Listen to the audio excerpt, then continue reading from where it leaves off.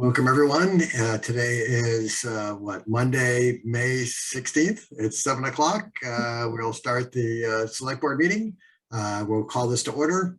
And as for our first announcement, meetings of the Berlin Select Board are generally recorded for transmission on both the Berlin Cable Access Channel and YouTube. Your voice, image, and/or telephone number may be recorded.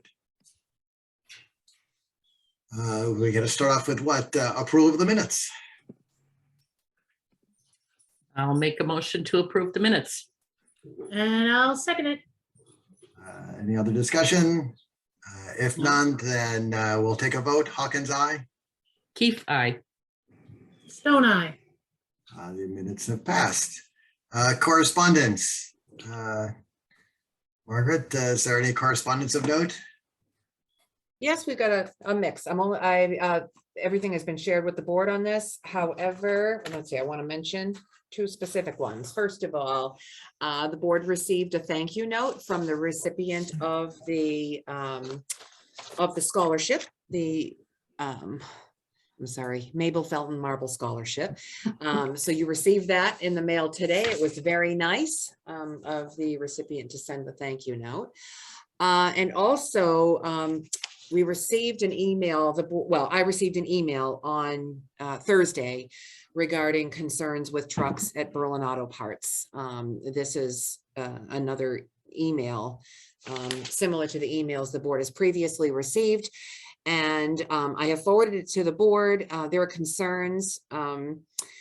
There's a photo, there are photos and a video attached, and I am asking Chief Shartner to bring this up at a Traffic Safety Advisory Committee meeting because I question whether or not the video hints at public safety access concerns. So I just want the Traffic Safety Advisory Committee to take it up and make a determination as to how we should proceed.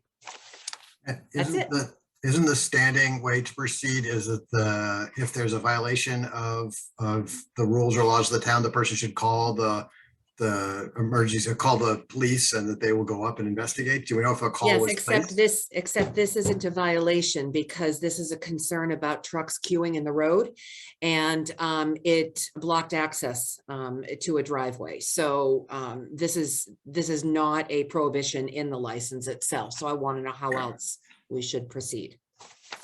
Okay.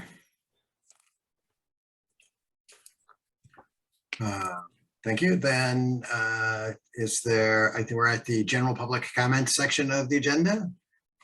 If anyone has a general comment or question, they can raise their hand. I can see the audience. Actually, some of the audience members are upcoming speakers. Anyway, okay, I think we're going to go on to then hearings, appointments, and presentations. I believe Chief Clark is up first.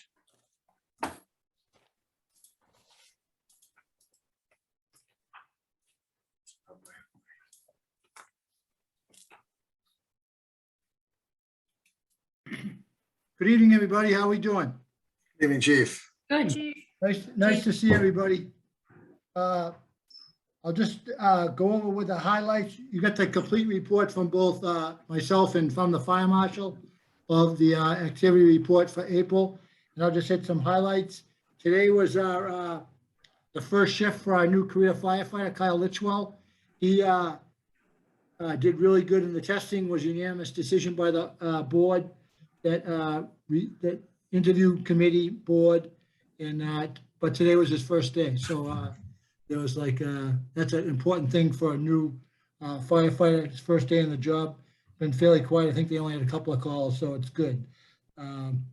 He'll be a really good asset for the town of Berlin moving forward, and he gets it. A good understanding of what the job requires and how that fits into the town. So I'm looking forward to working with him. On the training side, Lieutenant Polino is in, and I think Peg asked this question once in a while. The outside training is just starting to open up from the academy, and he's in the Fire Prevention 1 training to be able to get certified as a fire inspector, the level 1. And we also had firefighter EMT Michelle DeVoe pass successfully complete a 40-hour public educator class at the academy very recently. And so she'll be able to coordinate some of the public ed of both the children in the school system and also seniors. It's a very wide and varying way that we can reach out and bring fire safety components to the general population. So that'll be fun to get that going again. That's been quiet since the COVID started.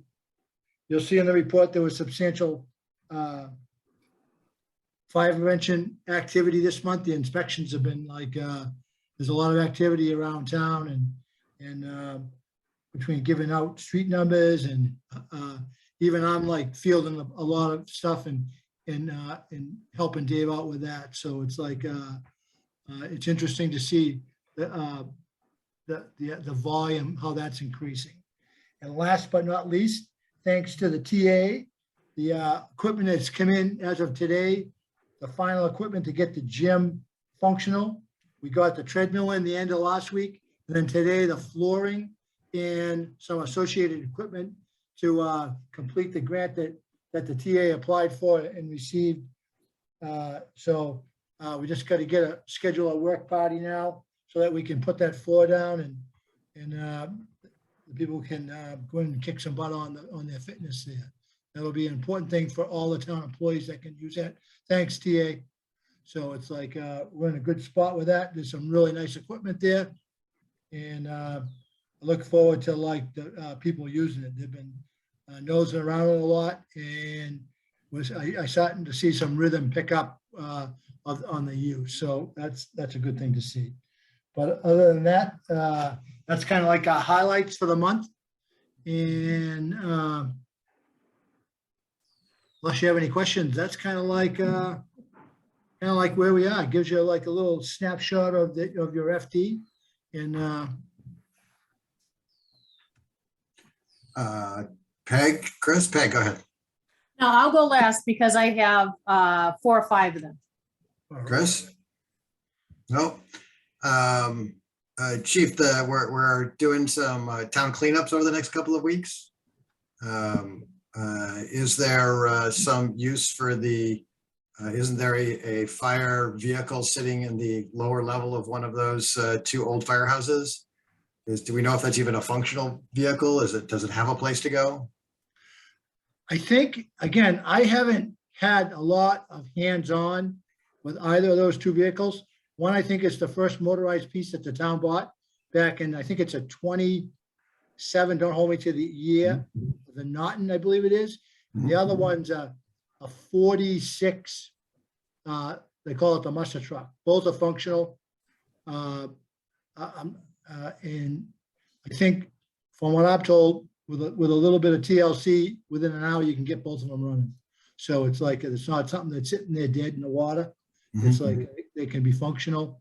And, but I don't know what the disposition or who has responsibilities for each one. I don't know officially who does that. So it's like, or where that ownership Right. applies. And I don't mean like, I know. Yeah. who bought. Right. I think that's an interesting question. And Margaret might have to look at that at some point. And at what point does a piece of equipment sort of transfer from the operational department to potentially like the historic commission as ownership of it?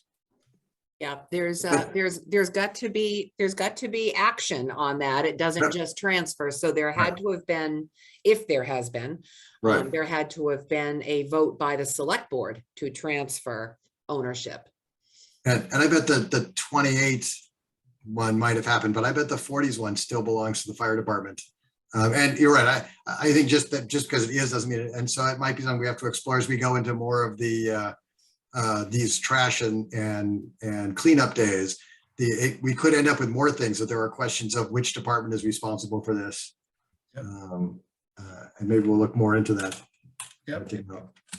I'll do some checking from my end, and if there's any questions down the road, I'll see what I can do to answer them.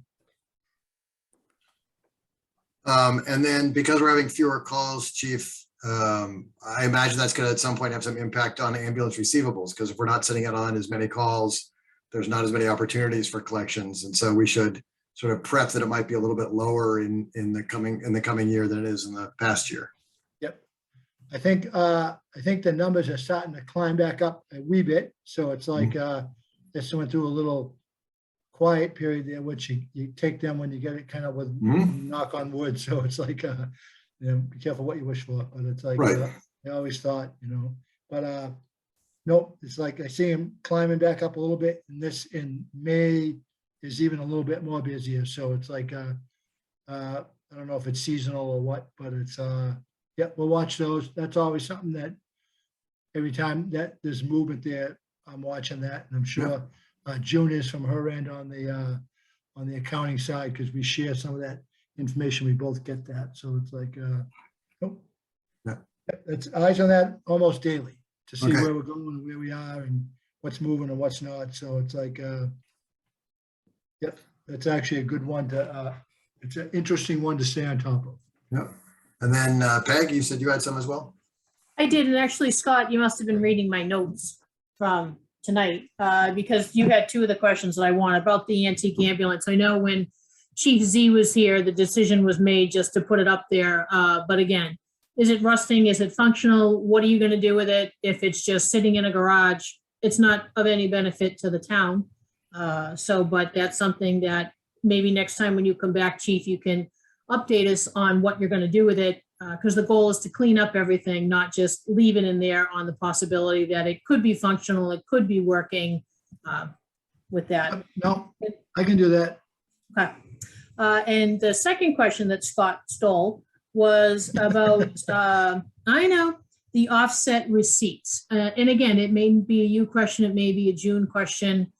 Just what are the plans for that money that comes in? Where does it go? How will it be used? As a training? Is it goes back into funds? Just kind of wondering what that was earmarked for, because I know that you were using some of it to, for the additional equipment that you needed. So just didn't know what the plans were for new money coming in for the offset receipts. Well, I think that the offset receipts, the only way that, and TA, correct me if I'm wrong, my understanding, and it was the same where I came from as it is in Berlin, that you can only use that funding when it's voted on at town meeting. So it comes in and sits in that ambulance receipts.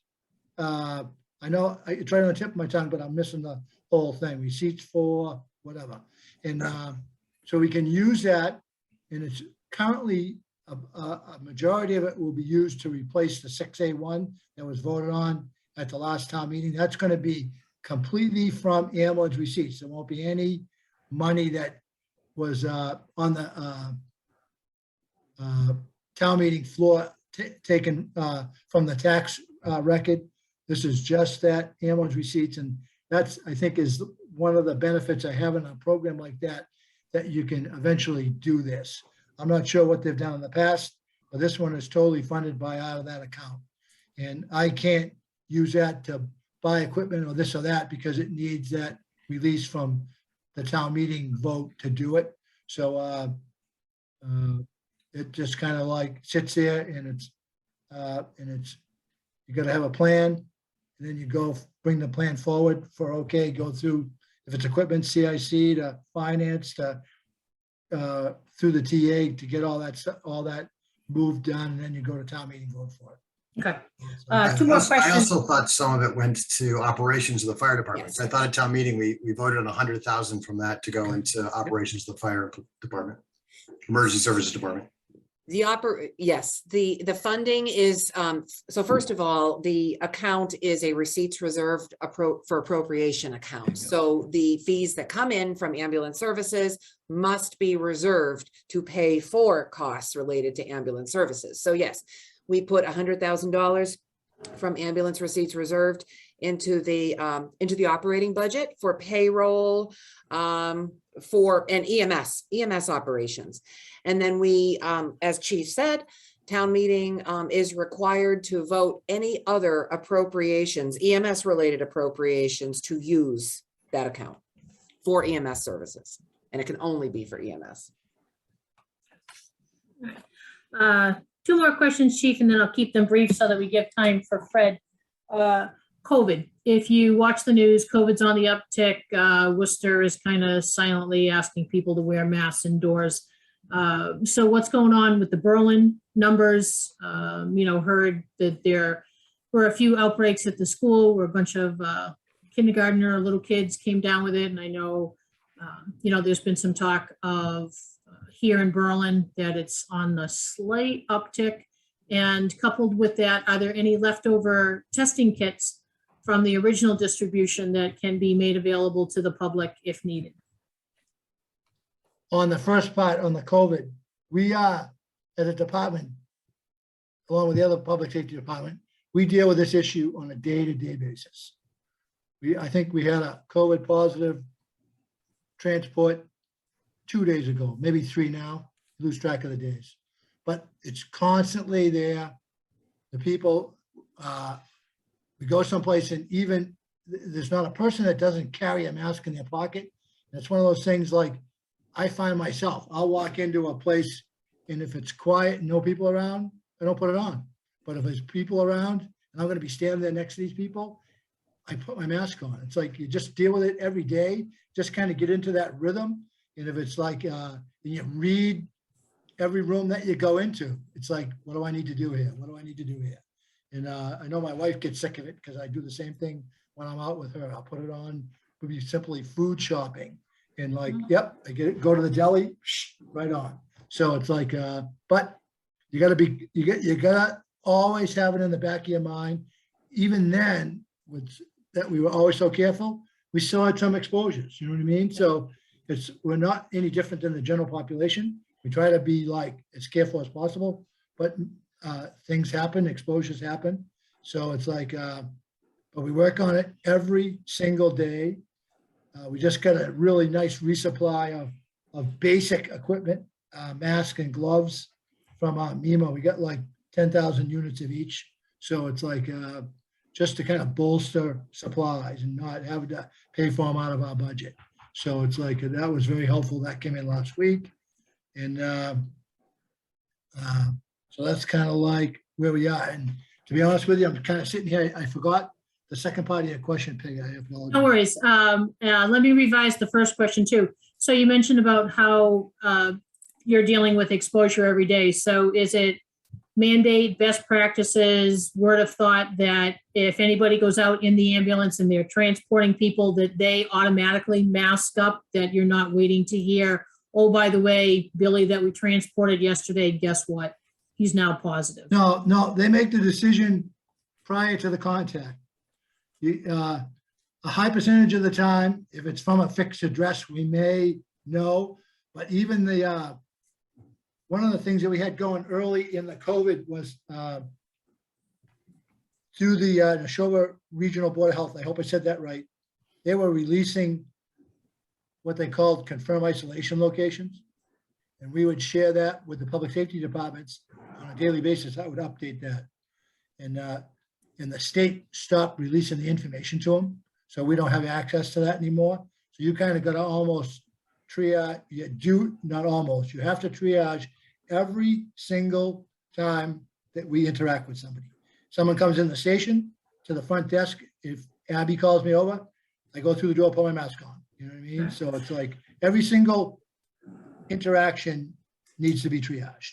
So do you have any numbers? Sorry for interrupting. Do you have any specific numbers for Berlin? Are we flat, up, down? Any idea? Yeah, I'm not sure. No idea. I know we were below the state trend last week, but it's like, they don't, like I said, the state isn't as free in sharing the information as they were earlier, as it's starting to like, I don't even want to say wind down, as it's starting to get more normalcy to it, you know what I mean? So it's like, I think I saw something, the state was 8.2 or 8.3, whatever it was. So it's like, it is higher, but it's also, all of our people are, have the vaccination along with their boosters. So that helps a lot there. And when you get it, it's a couple of days of like having a little bit of a flu, then it's done. So it's like, we just, again, we deal with it every day. It's kind of like, I don't want to say it's becoming second nature, but you just know what you got to do. And it's actually, a lot of times in a medical, I'm walking in the door behind the guys and I see everyone reaching for a mask, going up a walkway, or approaching the front door, whatever. So they get the heavy duty. If we I do think have a, Margaret also had an answer to that too. She might have the numbers. Yes, I just got numbers today from Sue Regera of the Board of Health. There were 13 new cases reported to the state last Thursday, and that's important because not all cases are being reported to the state with the home tests. She also expects that this week's numbers will be higher. So just wanted to add that. And that's on top of like 8 last week and 2 or 3 the weeks before that. And 12, there was 12 one week. There's been 7, 8. Yeah, it's fluctuated. So, and last question, are there leftover testing kits that are available to the public? yes, I don't know how many, there was the better part of 2 of the boxes left after the drive-through at the public safety building. And we have over half a box left at the fire department side that I have in my office. So it's like, and then I'm not sure how many, the Board of Health had the other supply, so I'm not sure what their inventory is like. So if people need one, contact you, contact Victoria, contact can. Board of Health, one of 3. Yeah, any resident of the town of Berlin, how many people they live in the house, and each kid has 2 tests. So it's like, same system, we'll just do it manually rather than driving up. So it's like, yep, just call and we can put them out in the entryway there for somebody. All right, I am done because I want to be cognizant of time. Thanks, Chief. Thank you. Thank you very much, Chief. Anytime. Keep up the good Nice to work. see everybody. I see you too. Take And I care. see Fred has joined the audience as well, so he can be promoted for the general department updates for the highway department. We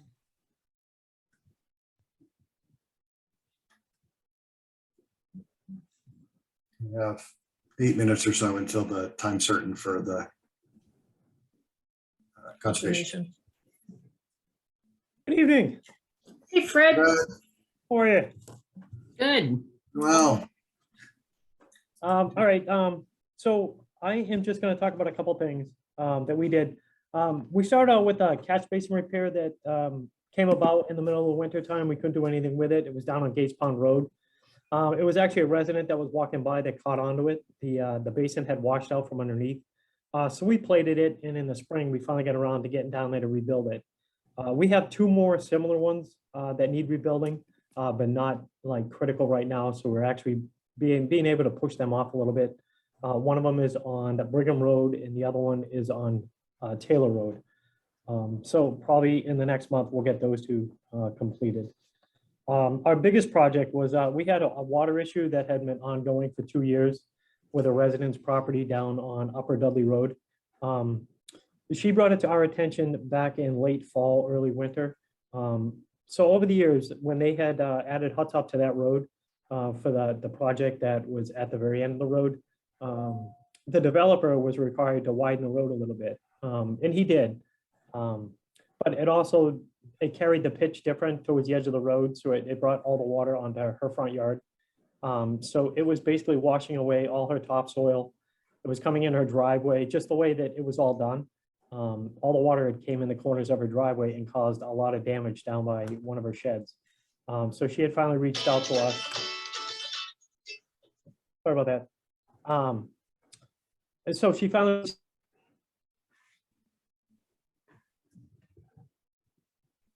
Uh-oh. Uh-oh. it's on the internet at town offices.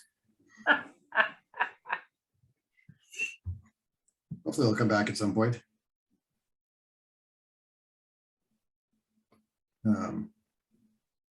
Although he just muted his phone to take the call. Someone able to text him to let him know he's frozen?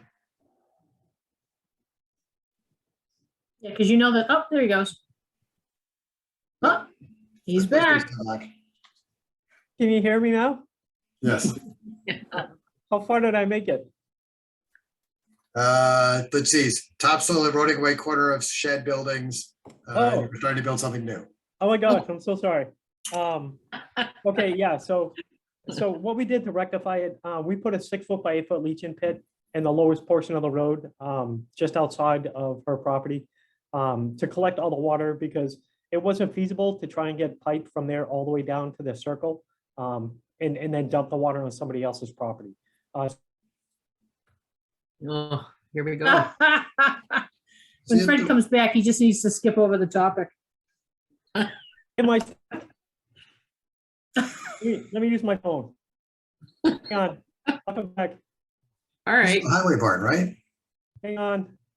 Yep. Hang on. I'll be right back. Ah. Could also be if you turn off your video, you need less bandwidth too.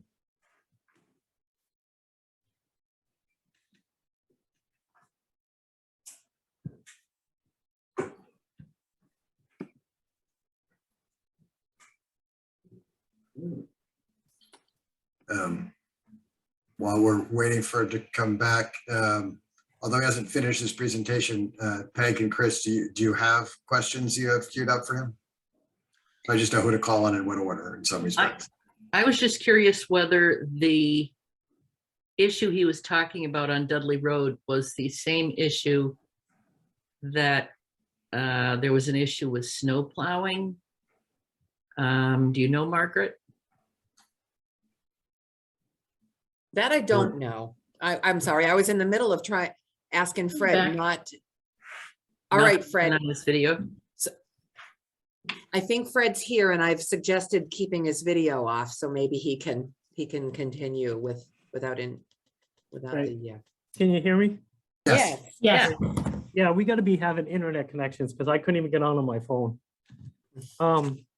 Okay, so what we did was, we put that,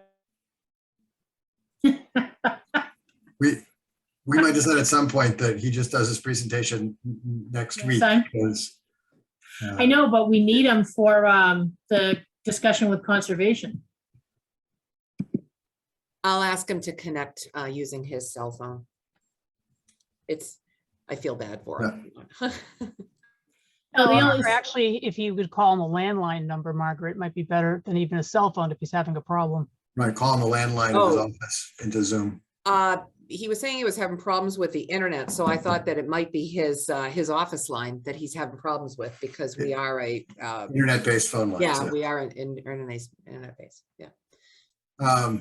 So I think we might reschedule him for next or a following week, because we're getting close to the time certain for the conservation item anyway. Recording in progress. And then we That's a end up, nice echo. because Fred is in twice at this point. hang on.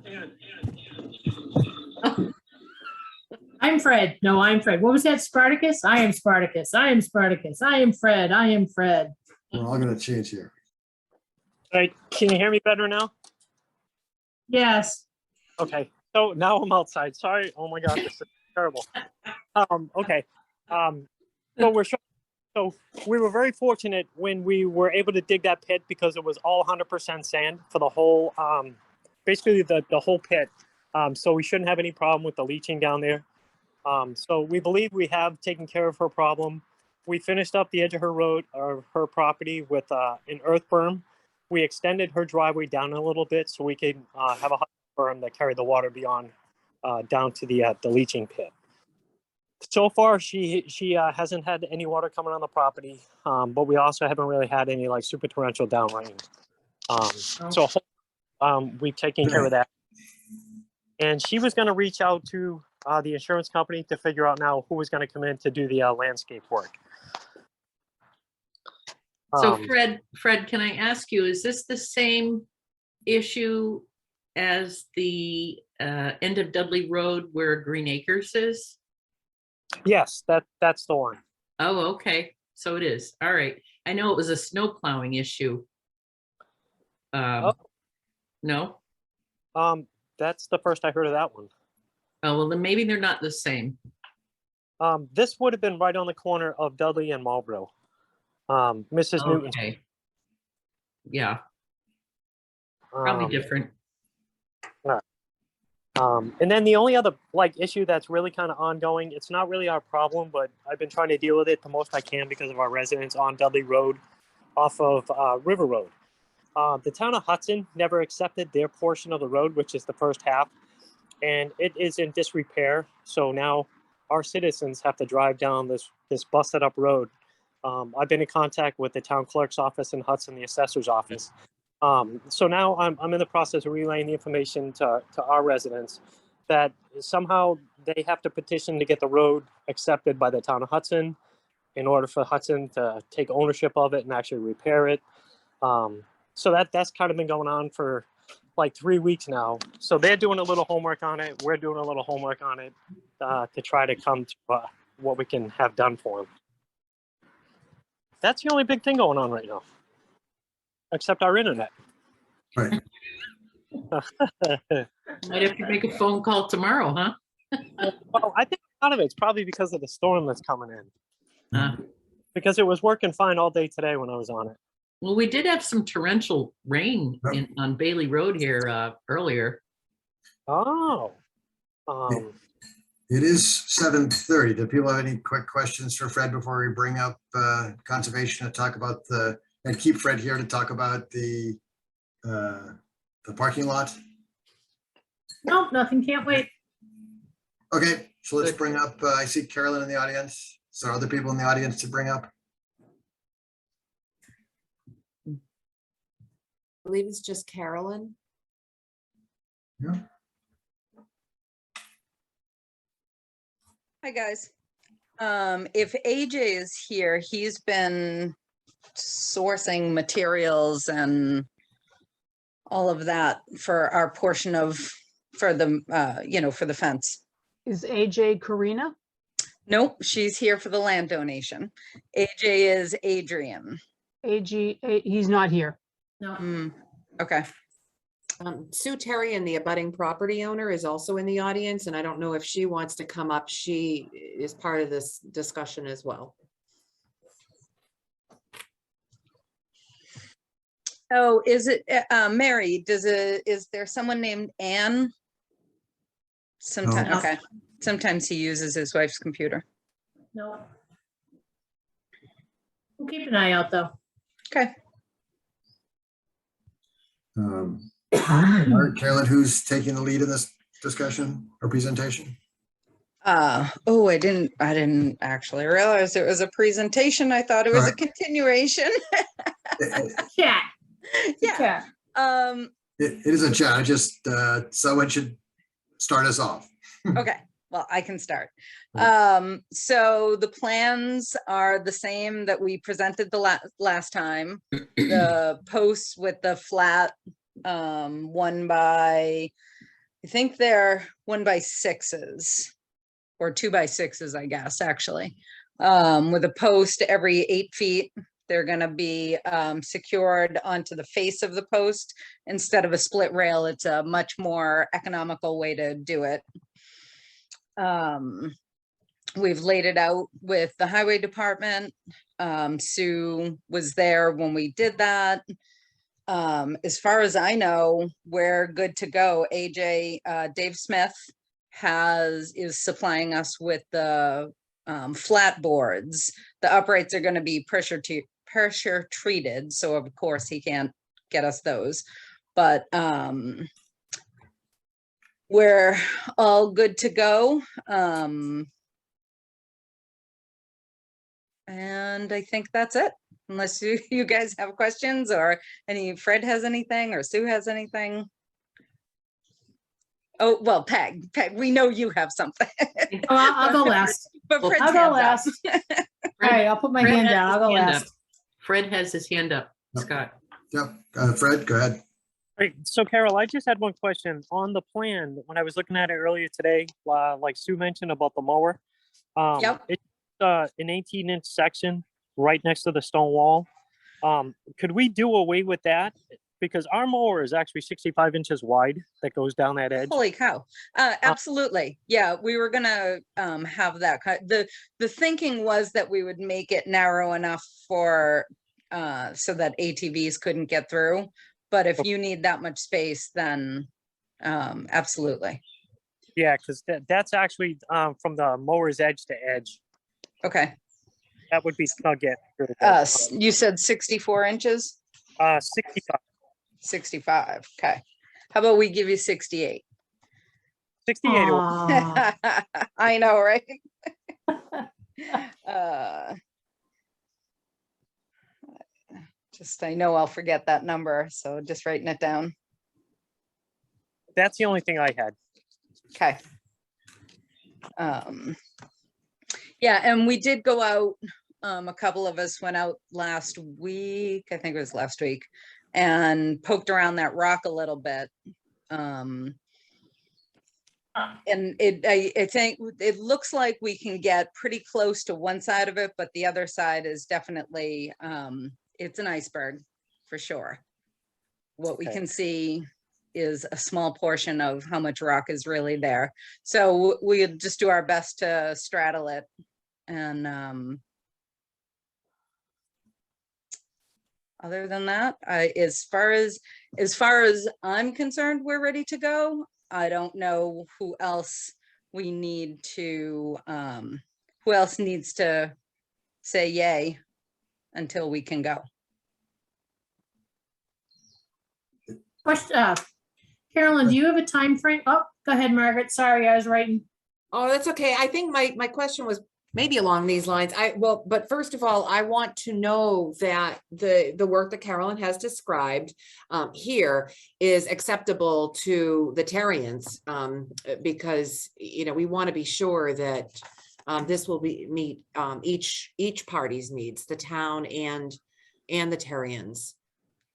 Correct. Sue, would Sue want to open her mic? Here she is.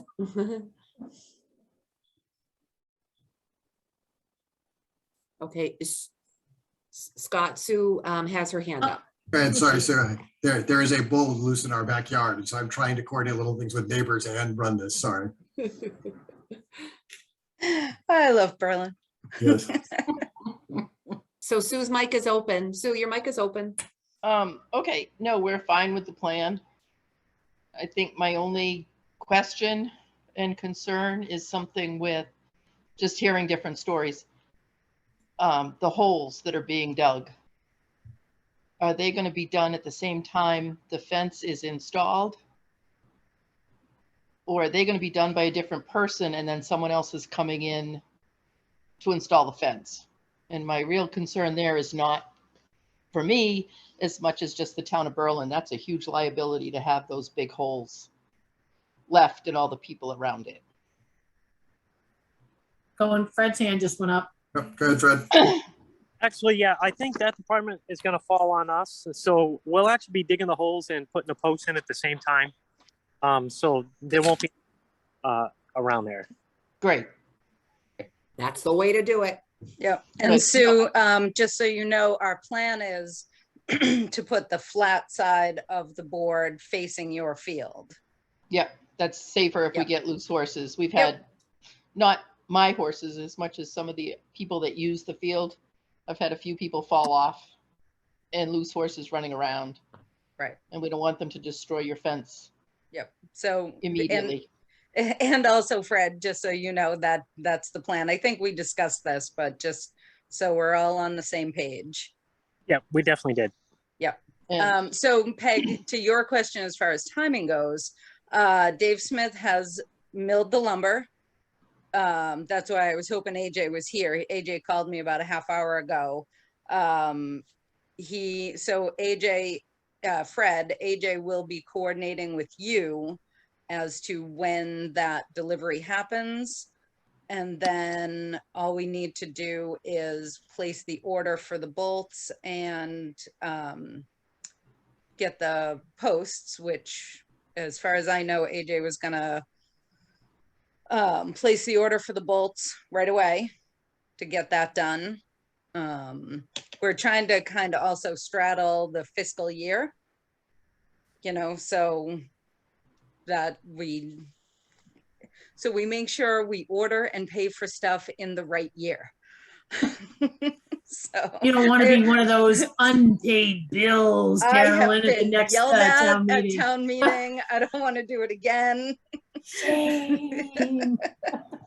So that's, you know, that we're paying close attention to that. And, you know, I would say there's no reason other than if we have trouble getting the posts, which who knows these days with supply stuff, there's no reason to believe that it can't be done by the end of June, as long as that fits the highway department's schedule as well. Yeah, Yeah. you are. I have one more. You're just going to want to keep in mind that college kids are coming home and Pisgah party season is about to begin. And Yep. those posts that are on the ground are going to roll and they're going to move. Oh, they're not going to be stored there. No, I'm just They- saying, no, I'm saying if they're there now, when the kids come in Yep. the next month and the party season Oh. begins, I'm going to find them under a baler and I'm not going to be real happy if Right. the baler gets broken. That's all. Are there more questions? Sounds like a plan. Sounds like a plan. Sounds we're on the same page. Thanks, everyone. Well, don't shush Yeah. Carolyn away yet. She's got Yeah. one more. So the next is if someone could promote Karina Peltak.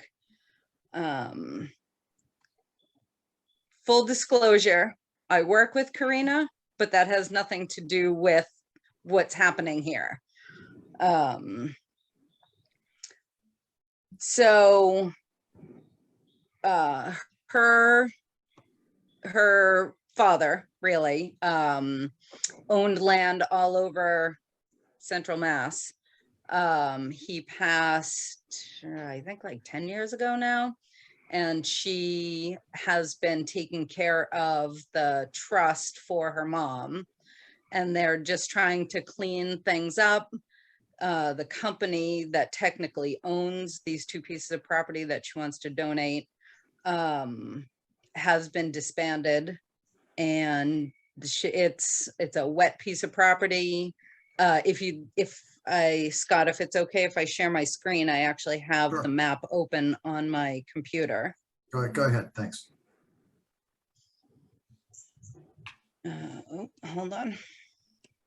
Not quite as prepared as I thought I was, as is always the case. Where is it? Right here. Okay.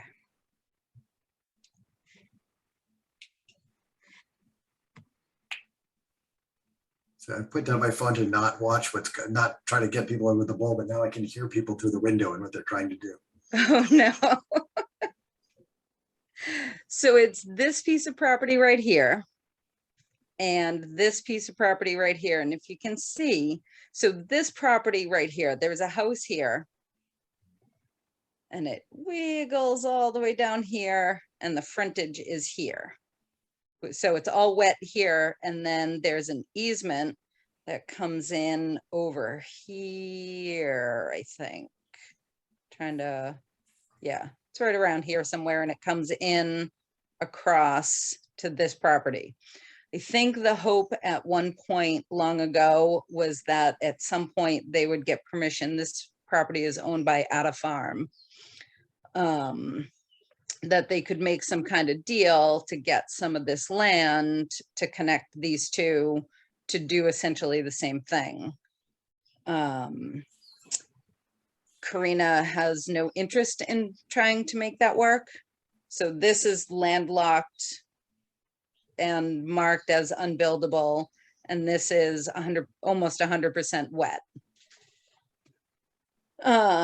So she'd like to donate the property to conservation. This piece of property is already conservation right next to it. And my understanding is we need the select board's blessing in order to be able to receive the property. Carolyn, how did he get there? Gates Pond? What do you mean? Well, you're pointing where the land It's horrible. I live in Berlin. I couldn't tell you the name of any road but mine. So- So this is Gates Pond Road. Yep, This is the, Marlboro? no, this is Gates Pond Road too. This was Murphy's Chicken Farm down here. Okay. Yep. These are the two new houses. Trying to think, the Colaccios live here. all right. So it's off Gates Pond Road on how you get, Correct. There. Oh, I can show you where Marlboro Road is. But it's also Oh, oh. landlocked, but it's also landlocked, so that there's no road frontage to the larger of the two properties. Correct. There is no road frontage.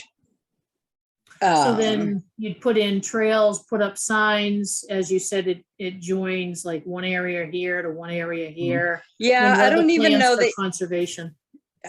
honestly don't even know that you could get up in there. If you see, this is Mark Rhodes, Dudley Road. So actually, maybe you could put a trail in off of Yep. back of here somewhere. Carolyn, it's is this proposed as a simple deed transfer? And if, is there going to be a survey required or any other, I mean, I know there are going to be filings and things like that, but I'm just curious about the work and costs required to acquire the donation. Right. To my knowledge, it can be as simple as a deed transfer. Okay. Okay. So, I'm sorry. I just wanted to note that, yes, Carolyn is right. So the Conservation Commission's powers and duties are outlined in Master General Law, Chapter 40, Section 8C. And they may receive gifts of land, gifts of conservation restrictions, things like that, or donations with the select board's approval. So this ultimately is a select board decision as to whether you approve or not, and what additional information you might need from Carolyn in order to do that. So if we were to make a motion to approve the gift, would it be practical to, if it's going to cost the town, if they could let us know before the transaction? Well, go ahead, Margaret. Okay, so there are things that the board's going to want to know. You're going to want to know whether the taxes are current, whether the property owner is current on their. That I can say yes to. Okay, Yeah. good. Bills right here. And what the ancillary costs may be. So I don't know that there are going to be enormous legal costs, but I think we'll have to incur a little bit in the way of legal costs to review the deed and make sure that the filing is appropriate. Doesn't the Conservation Commission have funds to pull from for those fees? Carolyn, would you be able to? We probably could use wetlands funds, right? No, maybe for the one. Carolyn, how about your general expense line? Yeah, I mean, our budget renews in 2 weeks. And I know about 500 or 600 of that goes to our MACC dues. Oh, But other than that, we'll have like $1,500 for the year. But I don't think it, I mean, Margaret, do you have any idea? Actually, if Karina could talk, she does a lot of this a lot. okay. Yeah, because I can't speak to the filing fees and Right. other fees that might be associated. Karina, do you know how much a simple deed transfer should cost? You know what? I'm not sure. I'm not even sure if you can see me because all I can see is the map still, but I'll pay the legal fees. I've done this before with the town of Boylston, and I'm pretty sure we just paid the legal fees. It's probably like $250. I'm not even sure. It's just a simple deed. There. Awesome. Thank you. And Chris is big because the presentation, I have small thumbnails, but I can see most people. Are there other questions?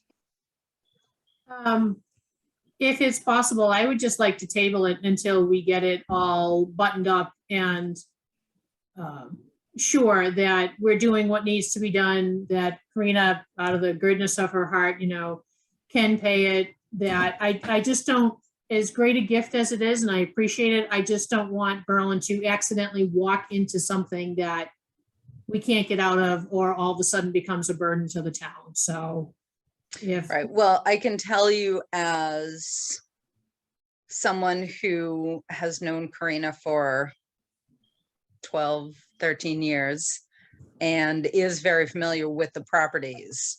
I mean, there's nothing, there's nothing that, so Peg, what would you need? I guess just like a list, Carolyn, and Margaret, I don't know if it's a 3-minute phone call, if those exist, with town council, just to make sure that we have everything dotted. Again, I know that it's nothing malicious and I would never imply that. I just want to make sure that in order for us to accept the gift, that we have fully thought this through. And even if it's another week, Carolyn, and you come back next Monday or whatever, or when Scott pops you on the agenda, just to say, we checked, we asked, we have, it's in writing, it's done, it's this, do you want it? Okay, so what That's do you all. want from either me or Karina? And you, would you be, I'm sorry, I don't mean to interrupt. Go ahead, Would Margaret. would you be able to provide the deed references, the book and page references for both parcels? I've got a certified map. Perfect, that'll be right good. here. Yeah, and does it So I have can the- drop that off. Okay, Okay. And then I have the question, Karen, that the Conservation Commission has voted that they would like to accept this property. Well, that's a Right, good so- one. I think we'll vote on Wednesday. I'll make sure of it. I know we talked about it. I don't know if we officially voted. So I will make sure that we vote. Yeah. We meet Wednesday. and for Carolyn's information, this is no different than most other new business items where you're in, a proponent is introducing a new policy or a new something to the board, and the board, it's almost like the first reading or the introduction to the board, and then the board typically takes action following that. Okay. So if we could just table it for a week from now-ish, whatever the date is, that would be good. Okay. Do you want Karina to attend next time also? I don't think so, Carolyn. I mean, Carolyn, if you I can don't know as much as represent you- her and confirm that everything is done and we have whatever written information that we need. Again, I don't know, Carolyn, I would love to be able to sit here and say, I need, Yeah. but I don't. So I guess that's why I'm being a little bit more cautious as to, do we need? Okay. Type of things. Oh, I can probably stop sharing now. Huh? And And we then can get Chris, more assessing details too from Molly, once we have the parcel numbers. Chris, did you have any questions? No, I will go along with the plan. I would have been comfortable probably making the motion and saying we would accept the gift as long as there are no surprises. But that's okay. We'll We're we'll good. try to gather some information. I'll try to get it on, the next week or two agenda.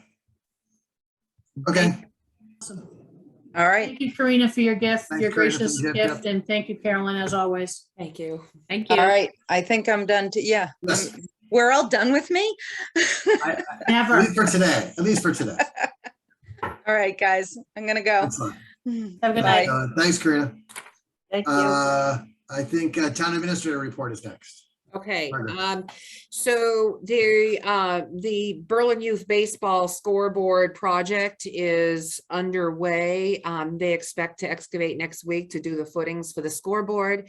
The scoreboard is being entirely donated, so the board should expect a request to accept a donation in the next meeting or two, max. So that is ongoing. The Historical Commission has had a preliminary discussion with an architect for architectural services for the Bullard House. They have a number of questions, and I plan to meet with June and or the entire commission to discuss what they'd like to see in an architectural, the architectural scope of work. You know, we don't want to duplicate what Squaw Hollow has done. At the same time, we want to make sure that all the architectural service components are done. So I'm going to be following up with Historical on that. Peg had asked after your meeting last week about the earthwork bylaw and the light kind soil bylaw. And I have submitted a question to town council asking if the town could legally ban the importation of like kind soils. Of course, you know, grandfathering any existing projects, we'd have to do that. But I wasn't easily able to find examples of that from other towns. So I've reached out to legal counsel for an answer on that. When I was looking at this a bit ago, Margaret, not from a legal standpoint, but the questions I started asking both those committees is maybe not an outright ban, but to limit the amount like to X, you know, 1 truck per acre per 5 years or something, so that someone could bring in something small, but I'm hoping that the size of projects like Highland Commons that brought in hundreds of thousands of trucks are not something we're doing much more in this town, and could find a way that allows some development, but also get to what Peg was going to is.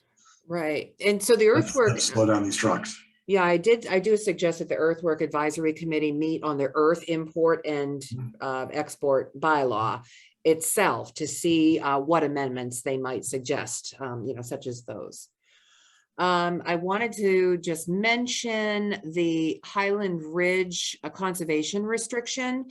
And this is no fault of Highland Ridge, but the state's Department of Conservation Services, which reviews conservation restrictions, has been without staffing for months now, and it has held up the conservation restriction. At this point, Highland Ridge is looking into the possibility of actually donating the land instead of executing the conservation restriction.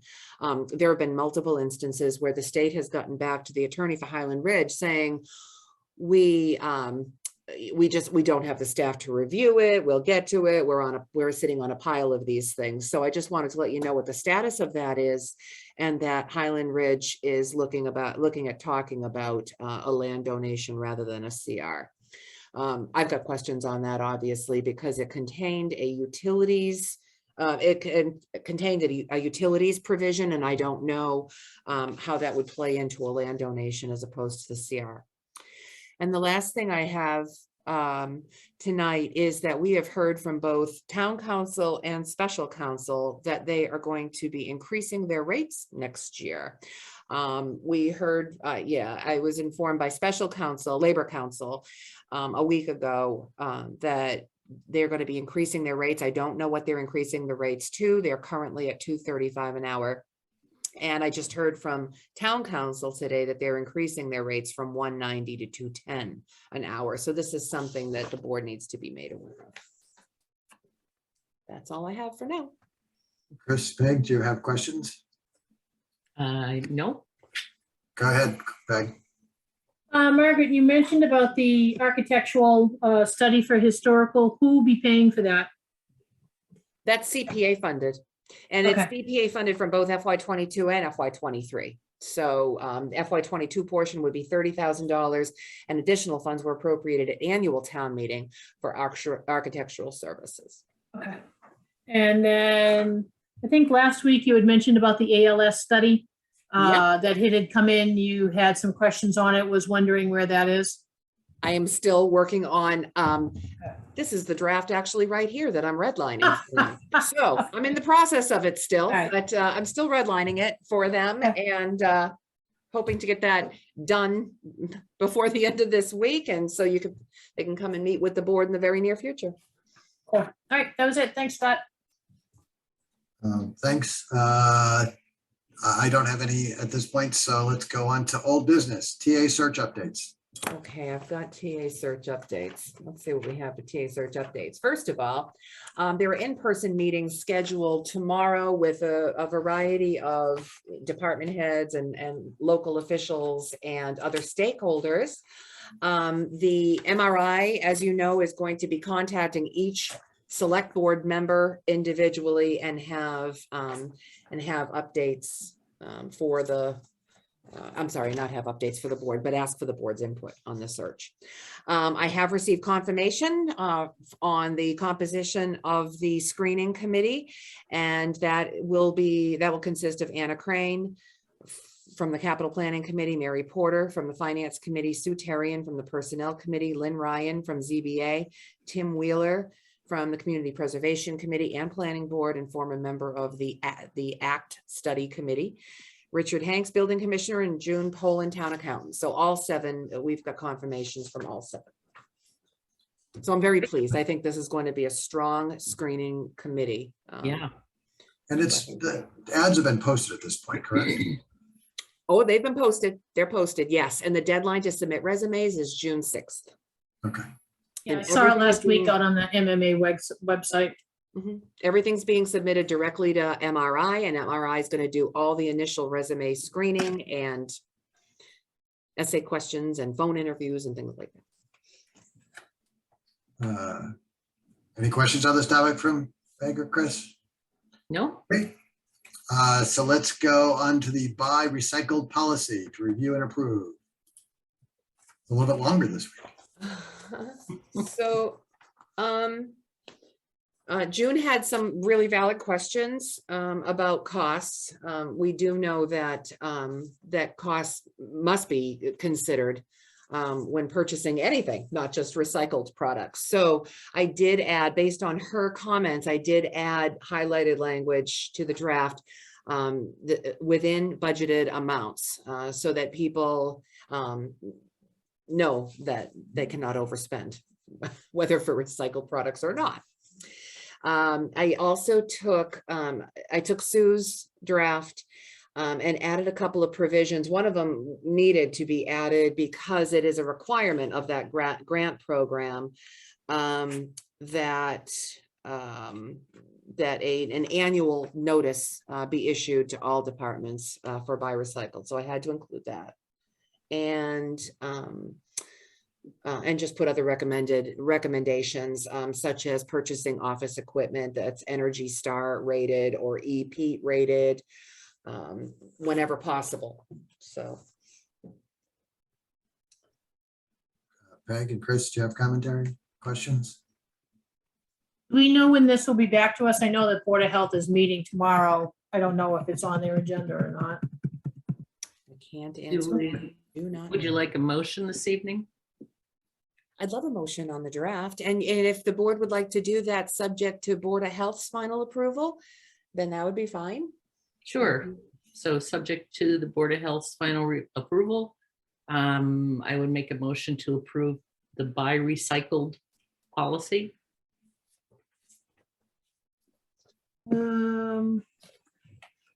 I'm just looking at their schedule, or at their agenda for tomorrow. It's not on it, so I'll second it, pending their feedback. No. I don't think there's any other discussion. Then we shall vote then. Hawkins, aye. Keith, aye. Stone Eye. Yay. Let's see, the draft select board fiscal year 23 meeting calendar. I thought the calendar looked good. Yeah, I had a couple of tiny tweaks that I would do. I was thinking that we would move the potential coffee talk date from September 15th to the 22nd and then take the 19th off.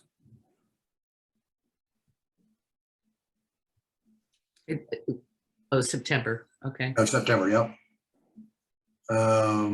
And then I was going to hold the meeting on November 21st. that's Thanksgiving week. So can you tell me, because I don't have it in front of me, when are the coffee talks on the calendar? Somebody? Yeah, September 5th. September 15th. Oh, go ahead. Oh, sorry, Mary, go ahead.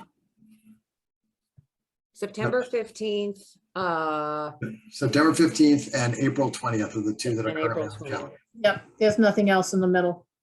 Okay, I knew that last year, I think we thought it would be too much to have a coffee talk like in December around the Right. holidays. And so I just want to make sure there wasn't something there. We could put a tentative one on like the 19th of January. Yeah. Well, and then we usually have one in April before. Right, April 20th is on the, April 20th Yeah. is on the calendar, yeah. Okay, So January 19th then? For the So one in the January middle? 19th is a potential coffee talk. Move the coffee talk from the 15th, to the 22nd in September, and remove the select board meeting on the 19th. And remove the select board meeting on Monday, November 21st. looks good. Did you get all of those, Mary? I have them. Okay, Do you want to vote Other it as amended, or do you want it to come back next week? I'm good with it if you want me to make a motion. Please. great. So moved. I'll second. So voting on the open meeting calendar for the coming fiscal year, Hawkins, aye. Keith, aye. Stone Eye. And then, you know what, Scott, if it doesn't look like there's much on the agenda, Yeah. cancel. Yeah, I thought we put together, Chris, was sort of a nice balance where we're all going. Not really weekly, but not really bi-weekly. Right, But still puts a few breaks so that on those holiday weeks where there's only 2 days between the select board meeting and the town administrator has time to do anything. Anyway, next on the agenda, discuss future return to in-person meetings. so you want me to start or? Good, go ahead. I'm trying not to start because I'm supposed to be chairing the meeting and not sharing everything to start off with. So go ahead. Well, it doesn't matter. So I was listening to Chief Clark and I've been listening to the news and, you know, I don't know that this is the greatest time to go back to in-person meetings, seeing as how we also have until, what is it, July 15th, as far as the governor's concerned, unless he extends it. There are, according to the neighbors here, there are quite a few students and teachers that are home with COVID right now, and the numbers are up. And this is kind of odd, I think, for the weather being warm and people being outside, for the numbers to be going up. That's what, you know, concerns me. Plus the fact that there are, I mean, who wants to be stuck inside with a bunch of people in the room? I mean, we'd just be probably wearing masks anyway. And there are a lot of people with comorbidities that I would, you know, may include, I don't know, some of ourselves, where, you know, you want to be as safe as possible, as the chief said. So that's my feeling on the whole thing. Right? I'm just looking at, I looked up My Town Government, just to get an idea of what other committees and that we have that are meeting in person versus Zoom. And there's only a handful that are still on Zoom: assessors, EDC, COA, historical, ZBA. finance. So it kind of looks like it's library trustees, kind of look like it's split down the middle. I mean, personally, I would love to go back to meet. I think you can tell a lot from in-person meetings rather than via Zoom. With that, you know, you can watch what people are doing. You can gauge the temperature of an audience member while we're discussing something. But, you know, I'm okay letting it slide for another month or so. Then we go into our summer session of every other week. So maybe then we can start to go back in person and come up with an option for, we're here live, but there's also an option for people to be able to Zoom in if they don't feel comfortable coming aboard to the meeting. Is there an answer to, will we be able to live stream with Zoom or something? Yeah, does any, I think I asked that question. I actually reached out to CM Geeks on that question, and I need to follow up with Brian from CM Geeks. Because I was looking at how we could potentially hook up we have the large monitors that we use for town meeting. I was looking to see how we might be able to hook those up so that the select board won't have to have an individual laptops. Yeah. There's something there was something it was called Owl or something like that. I use owls at work. yeah, Okay. I've heard of that. okay, That maybe. we Owls are could- just a fancy camera and a nice speaker and a good mic. And it has the ability it's a 360 camera that will split the screen and focus in on whoever's currently speaking. Mhm. And isn't it kind of expensive though, Scott, or? Yeah, about $1,500. Yeah, You can get lower end ones a little bit cheaper. Is that not cheaper than hardwiring audio video in our meeting rooms? It is. It's also potentially not as flexible or as good. Okay. Yeah, so I mean, that is potentially a way to go. What we have done at my office, we have some rooms hardwired for allowing some added flexibility, and we have a couple of rooms that have owls in them because based on what you're trying to do, sometimes one is a better option than the other. And then for me, the in-person versus remote is, in a perfect universe, there'd be two triggers for me that would happen before we started going back in person. One would be that the CDC rating for Worcester County would be green and not red, which it is right now. And two, we would have the technology in place to allow remote participation from those who would like to still remote participate. I mean, I think we would be in the room. I imagine the staff would be in the room, but for people who are presenting an item or two, they could choose whether or not to come in or do it remotely. Now I know that we have had issues getting the RFPs out and getting the right bids and getting that done. And so I believe that we're not imminent on having all those things done. And so they'll likely have to go before I think all of my boxes get checked.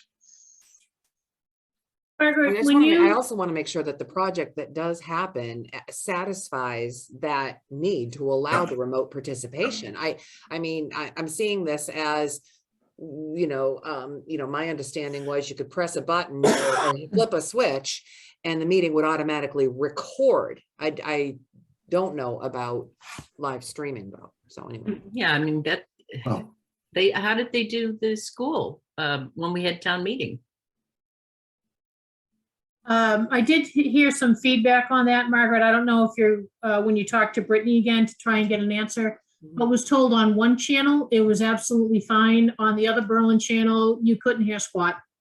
At town You meeting. could see, but you basically saw. Okay. Yeah, we need to figure out how to master this so it can serve all needs. Okay. And I'd hate for us to sit in a room just to be there and then sit there with the computer in front of our faces or a mask Right. on. If we don't feel comfortable going back, without masks almost, then maybe, we just continue like this for a little while.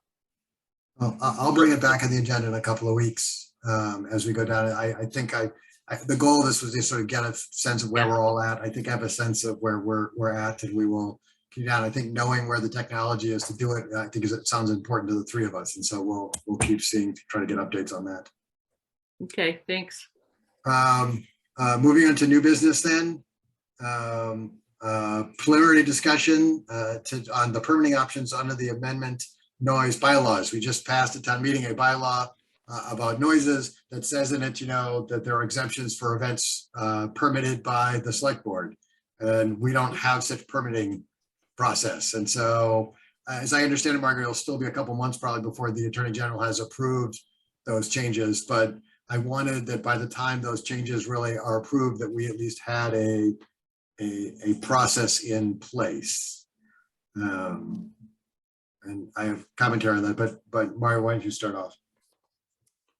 Okay, so, and when we initially talked about event, not the special event permitting, but, you know, concert permitting, last year, with 19 Carter's concerts, we actually had gathered some information. I don't have the information available for the board. I'm going to have to share it with you. I apologize, I didn't put it up, but it's going to be very burdensome for the board if permitting has to happen for every single activity. A board's going to have to determine whether or not permits are going to have to be issued for sporting events, or, you know, school field days that are happening on the South Commons, or 19 Carter, and how frequently permits will have to be issued. I mean, if 19 Carter is doing a summer concert series, even if it's every you know, every other week or every month, once a month, it's still going to require a permit to go back, you know, permit applications to go back to the board over and over and over again, unless a mechanism can be created to allow, you know, a window in which permits would be valid. Chris, Peg, do you have commentary? Are there things you want to see or not see in a permitting process? I'd just like it to be not really complicated. Let's put it that way. Oh, Margaret, it almost sounds like you need to make it generically specific, so that it encompasses concerts, pickleball, you know, with the constant clack, Yeah. clack type of thing, other events, town functions. Yeah, there are some exemptions in the bylaw, thankfully. So, you know, we can really kind of narrow it down. And then I think that in the permitting allows us to allow someone to have an exemption from the noise bylaws, but we still might want to put some restrictions on it. You know, that the town bylaw is like 60 decibels at the property line, and we probably want to find some decibel that's still appropriate, you know, so it's not 200 decibels, which would break eardrums at property bylaws. And I agree, I want to find a way that this is not burdensome, not just on us to permitting, but if every permit needs, you know, fire, Board of Health, Building. police, you know, buildings, highway, you know, sign off, then that's just Yeah. out there. So I'm trying to find something that, and maybe it's a couple tier system that for, you know, events of less than X size or less often, you know, we don't have as much rigorous overview. I think I'm fine with annual fees, and I'm fine with even figuring out a way to say, if it's been permitted and okayed by the rec committee for South Common, provided it fits in this box, still, you know, it doesn't go after 9 o'clock. It doesn't, you know, there are things that they're generally allowed. And know that we're going to get it 80% right and have to tweak it 4 or 5 times because we'll get something wrong. And the event organizer will say that makes this event undoable. The neighbor will say it's still too loud or too inconvenient. And then we'll just continue to tweak it. Any other advice for Margaret before she starts playing around with it?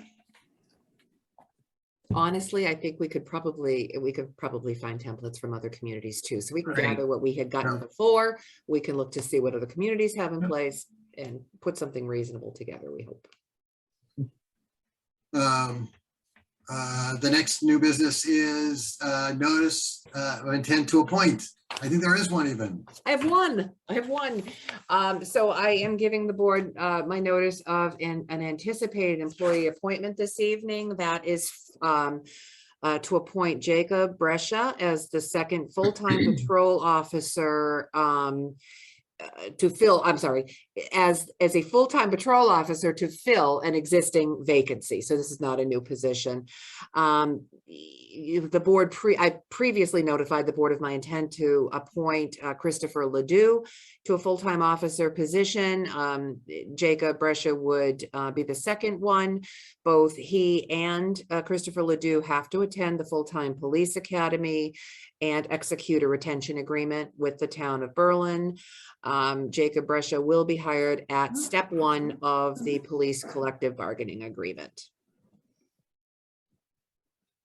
Motion to approve. And seconded. We'll vote on that then. I won't say all in favor. Hawkins, aye. Keefe, aye. Stone eye. Thank you all. There you go, Lori. And then last in our new business, we have the authorize the town administrator to sign cable access committee bill schedules and payrolls effective 6/1/22.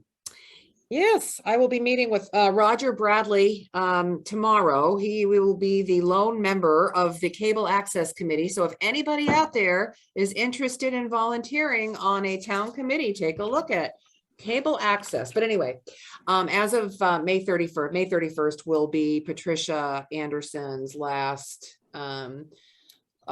day as an appointed member of the Cable Access Committee, leaving only Roger Bradley.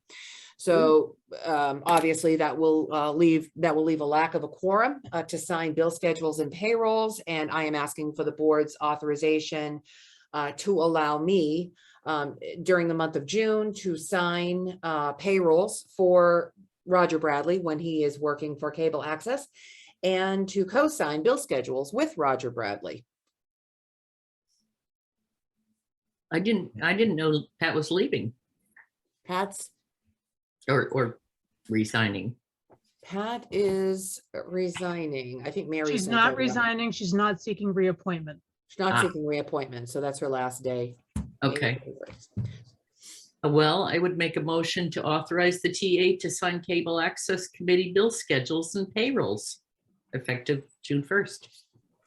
Seconded. Is there any more discussion? I don't think so. Then we'll vote on this. Hawkins, aye. Keefe, aye. Stone eye. Thank you. And then last on the printed agenda, but not least, and the one that because I was new last week and we were all focused on executive sessions, we totally skipped over. Board questions, comments, liaison updates. Where's the point? Oh, see, that's mine. That's mine. Scott can't take my point. He's got to think of something else. Right. All right. I think, Chris, do you have any? I do. Go for it. The ZBA was very busy last week. They had hearings on Wednesday night and Thursday night. So Wednesday night, the 272 West Street hearing was continued for a side lot variance. The Conservation Commission was okay with it. Contingent on Board of Health approval, the applicant is required to have an engineer come to tell the ZBA why the garage can't be moved out of the buffer zone. And so that's what the homework for the applicant, and that will be continued to June 8th. The contractor's yard at Solomon Pond Mall was also had a hearing. Council suggests, because of the overlay, that the petitioner make an appointment with the planning board for site approval. And motion for petitioner to withdraw his request from ZBA passed. Shelley Clark from the Solomon Pond Mall was told she needs to go to the planning board concerning the parking for a change to the parking bylaw. And that would be concerning the buses and also the, I believe, the contractor's yard. Thursday, 10 Bigelow Road, the cannabis cultivation group with James Almonte, the architect, Attorney Yates, and Kathy Adams were there. Per Lynn, the site plan review should come before the parking variances So they need to go to Conservation Commission and Board of Health for site plan approval to be continued July 13th. And the defense was that they really don't feel as though they can approve the parking until they have the building, the site plan for the building. 32 Autumn Ridge, an in-law apartment, which needs, with an in-law apartment, it needs to be 35% of the size of the house. And per the building commissioner, in this case, they would either have to remove the kitchen or keep it at a 35% of the house, the square footage. The petitioner probably wasn't very happy because he or she had wanted to enlarge the in-law apartment. School is on June 8th meeting for their sign that they are requesting. And I believe that's it. Meg? All right, Margaret, a question for you. I know that Energy doesn't have any meeting on the books. Is there anything that needs to be done with the Meta grant? That, I She's have smiling. followed up, yeah, I have followed up with Beth on that. So where she last left off, I think I reported to the board.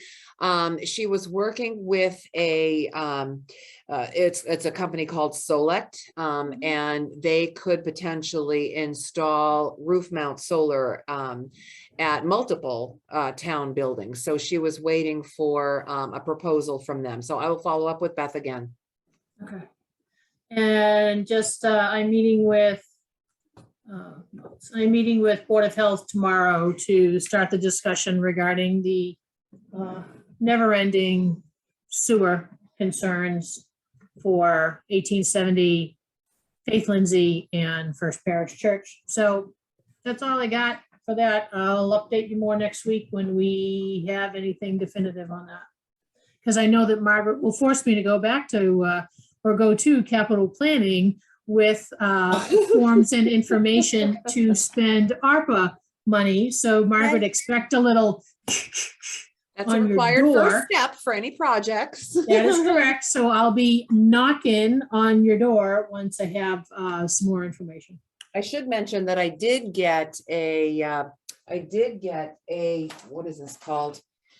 An indenture agreement. Barry dropped it off here, dated in 1959 between First Parish Church and the town. And I'm happy to scan that tomorrow and share that with you. So you can see what the agreement was as far as shared property. All right, cool. That's all I got.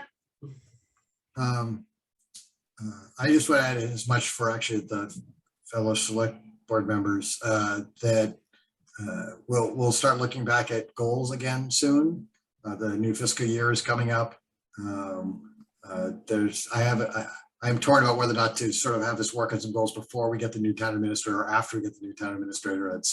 I think there's good arguments for either one of those. And thinking that one of the things we can do after we set some goals is see which one of those goals would be helped along with ARPA funds. So instead of like, we have funds and how to spend them, we have goals and then how do we accomplish those might be a better way to get it. I imagine that many things that are still on the list of things we're planning to fund will come up as solid goals, but I'll try to find time in the next several weeks for us to just relook at the goals that we did set and see what progress we've made. I think we'll be surprised which ones we actually have made more progress than I think we've made, but also ones that we just spaced because a year seems to go by fast. And I think that's all I have. And there's no executive session for tonight. I think what we'll do is anytime we have an executive session, we will grab a year or two of the minutes that still need to be resolved and try to just do those during that as well, to slowly sort of chunk that away until that backlog is taken care of. Okay, so would you like a motion to adjourn, Scott? That would be great. So moved.